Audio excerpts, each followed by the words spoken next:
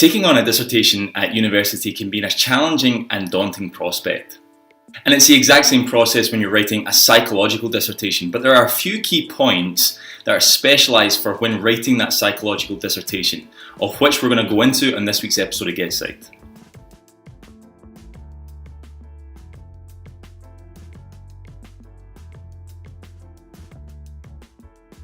Guys, welcome to another week's episode of GetPsyched, and like I said, this week we're going to be taking a look at psychological dissertations. We're going to be looking at some of the key tips for writing your psychological dissertation, as well as some generic tips that you need to keep in mind when writing any kind of dissertation. So first of all, let's take a look at the generic points, the staple points that we need to be considering when writing that psychological dissertation. And my first point here is what I would say is to start early. Too often people start far too late in the process of writing their dissertation and end up with poor results. One of the key issues with people in their dissertation when it comes down the line towards submission of that dissertation is they become so stressed out with how much they've got to do. Now that can be easily mediated had they started that dissertation process earlier in the year. So this is my first point for a really important reason, and that's to try and encourage you to take the initiative and actually start the process of writing that dissertation early. One other thing that I would say here is to ensure that you're setting weekly and even monthly goals when it comes to your dissertation to make sure that you've got plenty of time to create the best report, the best dissertation that you can. My next point here is to get extra help. Now this is one thing that I found really advantageous when I'm actually writing my dissertations. I've written a couple of dissertations over the years now, and seeking out extra help has been hugely beneficial. Now, I often gain support from the Learning and Development Centre at my university. I'm dyslexic, so that has really helped me in that process.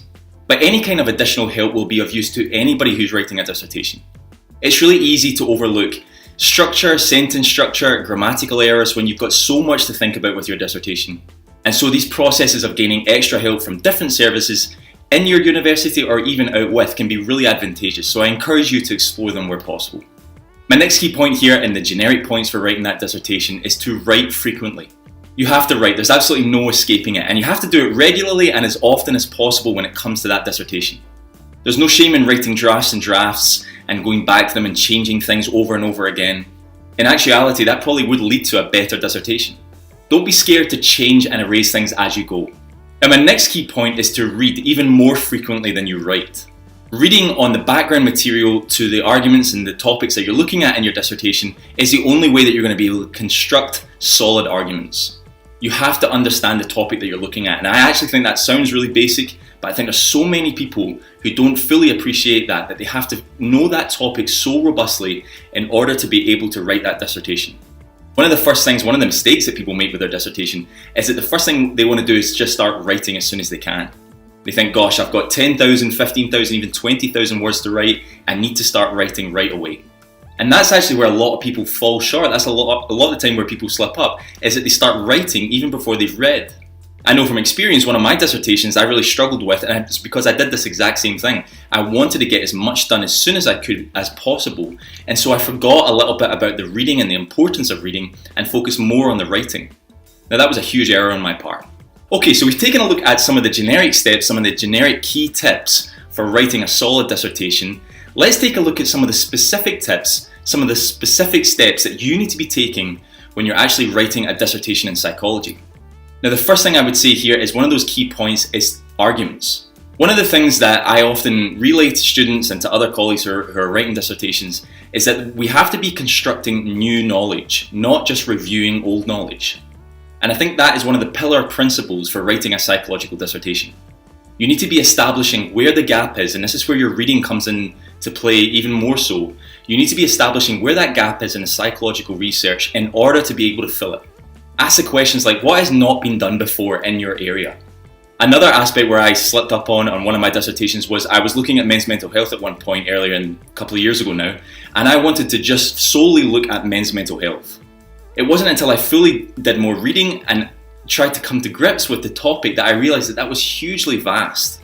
The concept of writing a dissertation, a psychological dissertation on men's mental health was far too big. I needed to be more specific, and so I started to look at different demographics of men, and that's actually how I led to my research now in older men's mental health. Another thing here when basing your arguments in a psychological dissertation is that you need to be constructing critical accounts. Now you need to be showing solid critical analysis of the papers and the studies that have already been conducted in your area. Now this goes to what I just said about looking for that gap in the literature. It's not just about saying this author did this and it's terrible because they didn't have enough participants. It's actually about critically engaging with the literature and establishing where that gap is in order for you to be able to answer the gap. You need to also be asking yourself when it comes to these arguments, what does the research actually say? Not what does each paper say, but what does the research as a whole say? How can you show an element of holism when you're looking at your dissertation in psychology? My second key point is specific for a psychological dissertation is to be considering your question. Your question can actually, or the construction of your question, can actually take up some of the most amount of time when writing your psychological dissertation. Like I said earlier, that question is often far too broad. Either that, or it may have even been done before. Be specific about what you mean regarding each part of the question that you want to answer in your psychological dissertation. So when I look at things like men's mental health, that's a very short topic, I need to be breaking that down into two parts. What do I mean by mental health and what do I mean by men? Narrowing those fields down, establishing a gap based on my reading, constructing an argument, constructing a question based on that gap is where we start to narrow down our question for that psychological dissertation. My third key point that is specific and specialised for your psychological dissertation is to find an appropriate supervisor. Now it goes without saying that there are both good and bad supervisors out there. You want to establish a relationship with a supervisor who has a direct connection to the study, or at least a relative connection to the study that you're looking at. Maybe they have an interest in the specific field or the demographic that you're studying. Ensure that there is that connection with that supervisor. You don't want to be getting a supervisor, or you don't want to connect with a supervisor who really has no interest in the field that you're looking at. You also want to find a supervisor who is reliable. Like I said earlier, they're good and bad. They're also reliable and unreliable supervisors out there. Now, if you're doing a psychological dissertation, your supervisor is 95% of the time going to be somebody from your university. So it's likely that students in your year or the year above have used that supervisor before.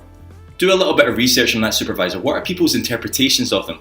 Were they useful? Were they reliable? And the other thing I would say here is to meet with them often. I know people who actually have only met their supervisor once off the back of their psychological dissertation and really haven't done well. This was one of the areas where I was quite happy that I made a real effort to meet with my supervisor regularly. There was points I was meeting with them a couple of times a week even. Now, of course, your supervisor might even have a couple of supervisees. They might have multiple. They'll have research and they'll have classes, so they'll be extremely busy. So trying to book in time in advance to meet that supervisor, having set goals and bringing work to that supervisor on a regular basis is going to be really beneficial when it comes to writing your psychological dissertation. Okay, my next key point here for writing that psychological dissertation is ethics. Now, this is one of the unique aspects of writing a dissertation in psychology, and it's also one of the most time consuming. This is the area where you want to start early on, as early as you possibly can. It can take up a huge amount of time to get that process of ethics complete. And you actually can't really begin on anything regarding your research anyway until that ethics is cleared. Another thing to consider here is that you actually might be able to submit it and it would be returned to you for amendments in order for you to resubmit it and to ensure that ethical considerations are cleared. So spending time, once you've established that question, once you've established your psychological dissertation topic, to actually spend time on doing your ethics application and ensuring it's robust to get it cleared as soon as possible so you can actually start your research is vital. Okay, my final key point when considering writing a solid psychological dissertation is you need to be considering your participants. Now, what I would say here first is that you cannot recruit participants until your ethics is cleared. So make sure, like I said in the point earlier, that you're getting that ethics process underway as soon as you can. But you do need to be thinking about recruiting participants. Now, this also is extremely time consuming. Now, it goes without saying that often first-year psychology students or first-year university students are a demographic often utilised. And I know at my university anyway, it's sometimes part of their accredited course to take part in fourth year or final year study dissertations. They actually get credits for that. So this could be one of the areas that you utilise or one of the demographics that you utilise, however overstudied that they are, in order to gain enough participants for your study.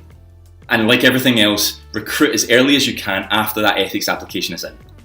Okay guys, thanks so much for watching this week's episode of GetPsyched. This week we've been looking at something for the psychology students out there, and we've been looking at how to establish and create a robust and solid psychological dissertation. We've been looking at some generic steps that are applicable to any kind of dissertation, and also some key specific steps that are important to be considering when writing a dissertation in psychology.